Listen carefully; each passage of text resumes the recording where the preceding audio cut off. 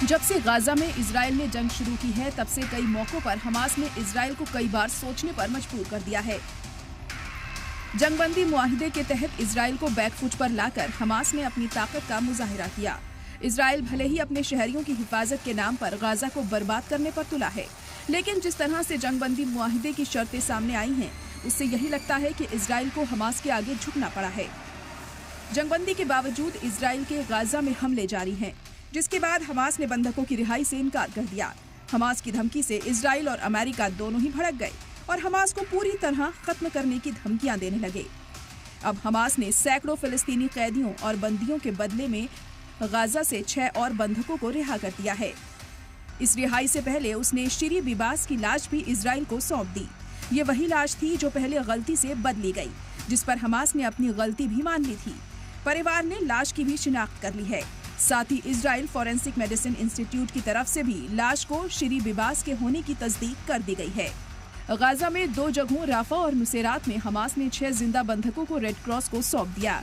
ये 33 लोगों के ग्रुप में से आखिरी जिंदा बंधक हैं, जिन्हें 19 जनवरी को अमल में आई जंगबंदी मुआहिदे के पहले फेज के तहत रिहा किया गया है। बंधकों में से 4 एलिया कोहेन 27, ताल शोहम 40, उमर शेमटोव 22 और उमर वेंकट 23 को हमास ने 7 अक्टूबर 2023 को इजराइल पर उनके हमले के दौरान पकड़ा था।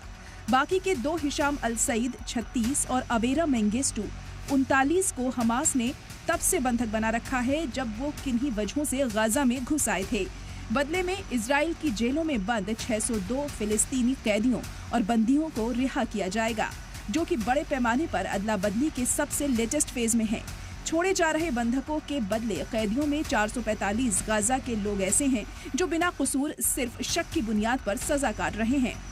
इजरायली फौज ने दावा किया है कि 10 महीने के कैफिर बिबास और उसके 4 साल के भाई एरियल की लाशों के खुफिया जांच और फोरेंसिक रिसर्च से पता चला है कि दोनों को उनके अगवा करने वालों ने जानबूझकर मारा था, जबकि हमास का कहना है कि ये सभी लोग इजरायली हमलों में मारे गए हैं।